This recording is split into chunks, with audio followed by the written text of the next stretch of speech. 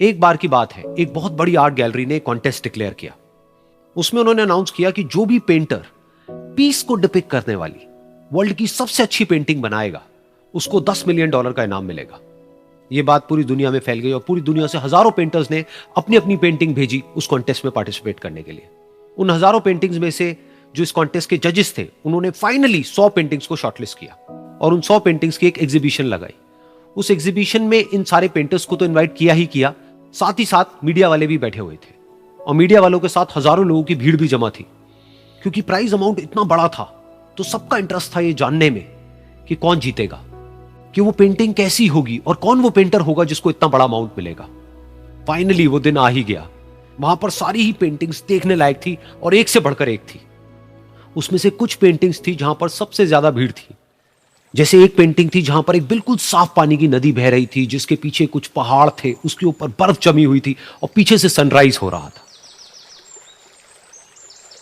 एक और पेंटिंग थी जहां पर पेंटर ने पीस को डिपिक्ट किया था फुल मून नाइट के थ्रू, यानी कि एक बिल्कुल पीसफुल लेक थी जिसका पानी बिल्कुल स्टिल था, इतना स्टिल कि उसके अंदर आप रिफ्लेक्शन देख सकते थे आसपास में जो भी कुछ था उसका, बिल्कुल एक मिरर की तरह। और बिल्कुल डार्क आसमान में कुछ तारे चमक रहे थे और एक चांद चमक रहा था। उसके अलावा एक पेंटिंग थी जिसमें बिल्कुल सफेद बादल थे, नीला आसमान था और बिल्कुल हरी हरी घास थी। यानी कि सारी ही पेंटिंग्स ऐसी जिसको देख करके ही मन शांत हो जाए। तो कॉन्टेस्ट बहुत ही टफ था क्योंकि सारी पेंटिंग्स एक से बढ़कर एक थी। तो जजेस के लिए शॉर्टलिस्ट करना कि कौन सी पेंटिंग बेस्ट है, that was very very difficult. लेकिन वो मोमेंट आ ही गया जब जजेस ने अपना माइंड मेकअप कर लिया और एक पेंटिंग को इन सारी पेंटिंग्स में से सिलेक्ट कर लिया और उस पेंटिंग को एक बड़े से कर्टेन के पीछे रख दिया। सामने वो सारे पेंटर्स बैठे हुए थे, मीडिया वाले थे और हजारों लोगों की भीड़ थी। सबकी क्यूरियोसिटी बढ़ती चली जा रही थी क्योंकि अमाउंट बहुत बड़ा था। लेकिन जैसे ही वो पर्दा हटा और सामने से सबने उस पेंटिंग को देखा तो सब हैरान रह गए। सब एक दूसरे की शक्ल देखने लगे। किसी को कुछ समझ नहीं आ रहा था कि एक्चुअल में हो क्या रहा है, क्योंकि वो पेंटिंग जो वहां पर दिख रही थी वो दूर दूर तक शांति को डिपिक्ट नहीं कर रही थी। तो सबको लगा कि शायद उस आर्ट गैलरी से कोई गलती हुई है या जजेस से कोई गलती हुई है और किसी गलत पेंटिंग को वहां पे रख दिया है।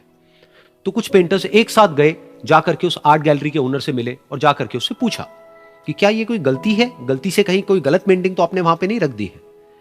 तो आर्ट गैलरी वाला थोड़ा सा मुस्कुराया और बोला, नहीं, ये पेंटिंग बिल्कुल ठीक है। जजेस ने इसी पेंटिंग को सिलेक्ट किया है और यही पेंटिंग आज की विनर है। सारे पेंटर्स ये जवाब सुन करके गुस्से से भर गए और सबने मिल करके रिवोल्ट कर दिया।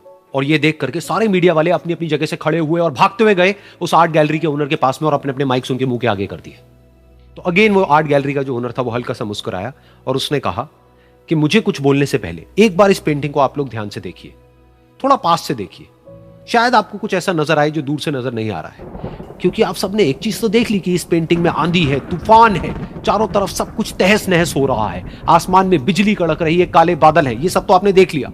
लेकिन एक चीज नहीं देखी कि इस पेंटिंग में एक घर भी है। उस घर में एक छोटी सी खिड़की है जहां पर एक आदमी खड़ा हुआ है। ध्यान से जाकर के देखिए, वो जो आदमी खड़ा हुआ है और बाहर देख रहा है उस घर से, उसके चेहरे पर कोई डर नहीं है, बल्कि एक हल्की सी मुस्कान है, एक ठहराव है, एक सुकून है। और यही है शांति का असली मतलब। यानी कि शांति का मतलब यह नहीं है कि हमारे बाहर सब कुछ शांत है और फिर हम शांत हैं, क्योंकि वो टेम्पररी है।